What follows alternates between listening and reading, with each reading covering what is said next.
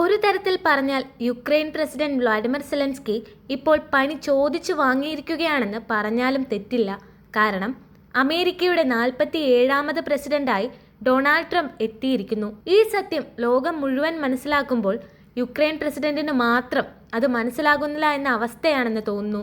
ഇപ്പോഴും ബൈഡൻ സർക്കാർ തന്നെയാണ് അമേരിക്ക ഭരിക്കുന്നതെന്ന ചിന്തയിലാകാം യുദ്ധപരിഹാരത്തിന് ട്രംപ് എത്ര ശ്രമിച്ചിട്ടും സെലൻസ്കി മാത്രം അടുക്കാത്തത്. അതെന്തായാലും ഇപ്പോൾ സെലൻസ്കിക്ക് തന്നെ വിനയായിരിക്കുകയാണ്.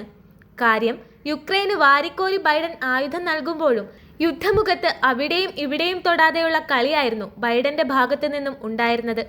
കാരണം അമേരിക്ക കൂടി യുദ്ധമുഖത്തിറങ്ങിയാൽ അതൊരു മൂന്നാം ലോക മഹായുദ്ധമായി മാറാൻ അധിക സമയം വേണ്ടിവരില്ല. ബൈഡൻ ഭയപ്പെട്ട ആ സംഗതി തന്നെയാണ് ഇപ്പോൾ ട്രംപും ഭയക്കുന്നത്. അതുകൊണ്ടാണ് സംഘർഷം അവസാനിപ്പിക്കാനായി അധികാരമേറ്റ ഉടനെ തന്നെ ട്രംപ് തീരുമാനിച്ചത്. റഷ്യൻ പ്രസിഡന്റ് വ്ളാഡിമിർ പുടിനുമായുള്ള ഒരു ഫോൺ സംഭാഷണത്തിന് മുൻകൈ എടുത്തതും ട്രംപ് തന്നെയാണ്.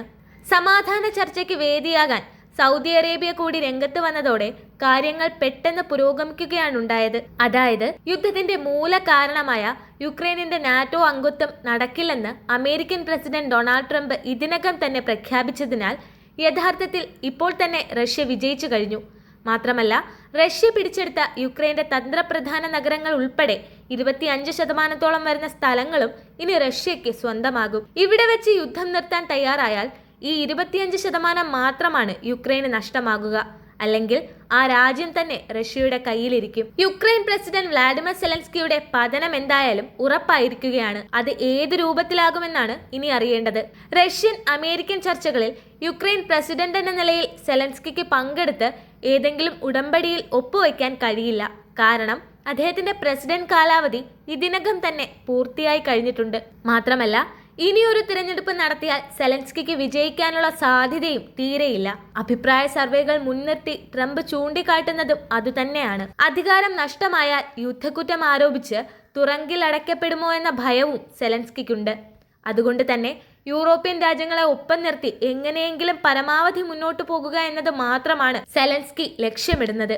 അമേരിക്കയുടെ മാറിയ നിലപാടിനോട് വിയോജിപ്പുള്ള ഫ്രാൻസും ബ്രിട്ടനും ജർമ്മനിയും മുൻകൈയെടുത്ത് യൂറോപ്യൻ രാജ്യങ്ങളുടെ ഒരു യോഗം പാരീസിൽ നടത്തിയെങ്കിലും യുക്രൈനിലേക്ക് സൈന്യത്തെ അയക്കുന്ന കാര്യത്തിൽ നിന്നും അവർ പിന്നോട്ടു പോയിരിക്കുകയാണ്. അമേരിക്ക പിന്തുണയ്ക്കാത്ത ഒരു യുദ്ധത്തിനിറങ്ങിയാൽ റഷ്യ തങ്ങളുടെ രാജ്യത്തെ ആക്രമിക്കുമെന്ന ഭയമാണ് ഈ പിന്മാറ്റത്തിന് കാരണം. ജോ ബൈഡന്റെ ഭരണകാലത്ത് അമേരിക്കയും ബ്രിട്ടനും ഫ്രാൻസുമെല്ലാം ദീർഘദൂര മിസൈലുകൾ യുക്രൈന് നൽകിയപ്പോൾ തന്നെ ഈ മിസൈലുകൾ റഷ്യയിൽ നാശം വിതച്ചാൽ മിസൈലുകൾ നൽകിയ അമേരിക്ക ഉൾപ്പെടെയുള്ള രാജ്യങ്ങളെ ആക്രമിക്കുമെന്ന് റഷ്യ മുന്നേ തന്നെ പ്രഖ്യാപിച്ചിട്ടുള്ളതാണ്. മുന്നറിയിപ്പായി ലോകത്ത് ഒരു ശക്തിക്കും തടുക്കാൻ കഴിയാത്ത ഭൂഖണ്ഡാന്തര മിസൈലിന്റെ ഒരു പരീക്ഷണവും യുക്രൈനിലേക്ക് റഷ്യ അയക്കുകയുണ്ടായി. ആണവ പോർമുന ഘടിപ്പിക്കാൻ ശേഷിയുള്ള ഈ മിസൈലുകൾ തടുത്തു കാണിക്കാൻ അമേരിക്കയെയും റഷ്യ വെല്ലുവിളിച്ചിരുന്നെങ്കിലും ആ വെല്ലുവിളി അമേരിക്കയിലെ ജോ ബൈഡൻ ഭരണകൂടം ഏറ്റെടുത്തിരുന്നില്ല. അതേസമയം തന്നെ മറുവശത്ത് റഷ്യൻ ചേരി കൂടുതൽ ശക്തമാവുകയും ചെയ്തു. ആണവശക്തിയായ ഉത്തര കൊറിയയുമായി സൈനിക സഖ്യമുണ്ടാക്കിയ റഷ്യ ഇറാനുമായും ഇതിനകം തന്നെ പുതിയ സൈനിക കരാറിൽ ഏർപ്പെട്ടിട്ടുണ്ട്. ചൈന ഉൾപ്പെടെയുള്ള അമേരിക്കയുടെ ശത്രുരാജ്യങ്ങളും റഷ്യയ്ക്കൊപ്പം ചേർന്ന് പുതിയ പോർമുഖം തുറക്കുമെന്ന അവസ്ഥയും രൂപപ്പെട്ടിട്ടുണ്ട്. ബൈഡൻ മാറി ട്രംപ് വന്നപ്പോൾ ഇതെല്ലാം പരിഗണിച്ചുള്ള ഒരു തീരുമാനമാണ് നിലവിൽ അമേരിക്ക ഇപ്പോൾ സ്വീകരിച്ചിരിക്കുന്നത്. റഷ്യയുമായി ഒരു നേരിട്ടുള്ള യുദ്ധം അമേരിക്കൻ ജനതയും ആഗ്രഹിക്കുന്നില്ല. യുക്രൈൻ റഷ്യ യുദ്ധം അവസാനിപ്പിക്കുമെന്ന് തിരഞ്ഞെടുപ്പ് സമയത്ത് തന്നെ പ്രഖ്യാപിക്കാൻ ട്രംപിനെ പ്രേരിപ്പിച്ചതും ഈ ജനതാൽപര്യം തന്നെയാണ്.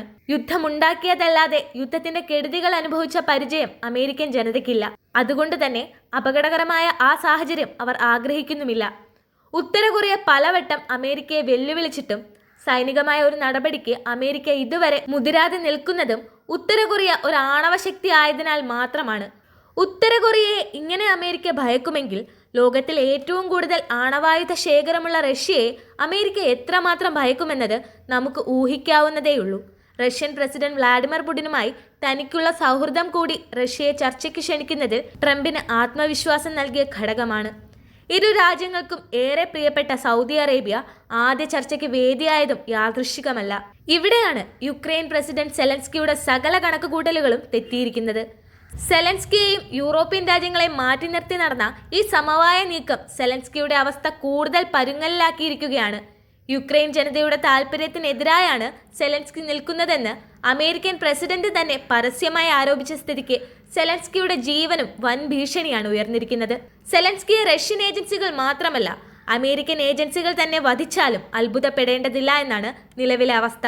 അതല്ലെങ്കിൽ റഷ്യ യുക്രൈനെ പൂർണ്ണമായും പിടിച്ചെടുക്കും മുൻപ് യുക്രൈൻ സൈന്യത്തിലെ പ്രമുഖർ തന്നെ ഈ കൃത്യം നടത്താനും സാധ്യതയേറെയാണ്. റഷ്യയുമായുള്ള സംഘർഷം തെറ്റായ രീതിയിൽ കൈകാര്യം ചെയ്തതിനും അമേരിക്കൻ സാമ്പത്തിക സഹായം ദുരുപയോഗം ചെയ്തതിനും സെലൻസ്കിയെ ട്രംപ് പ്രതിക്കൂട്ടിൽ നിർത്തിയിരിക്കുകയാണ്. അതിന് തെളിവാണ് തിരഞ്ഞെടുപ്പ് നടത്താത്ത ഏകാധിപതി എന്ന് സെലൻസ്കിയെ ട്രംപ് വിശേഷിപ്പിച്ചത്. സെലൻസ്കി വേഗത്തിൽ നടപടിയെടുത്തില്ലെങ്കിൽ അദ്ദേഹത്തിന് തന്റെ രാജ്യം നഷ്ടപ്പെടുമെന്നും ട്രംപ് മുന്നറിയിപ്പ് നൽകിയിട്ടുണ്ട്.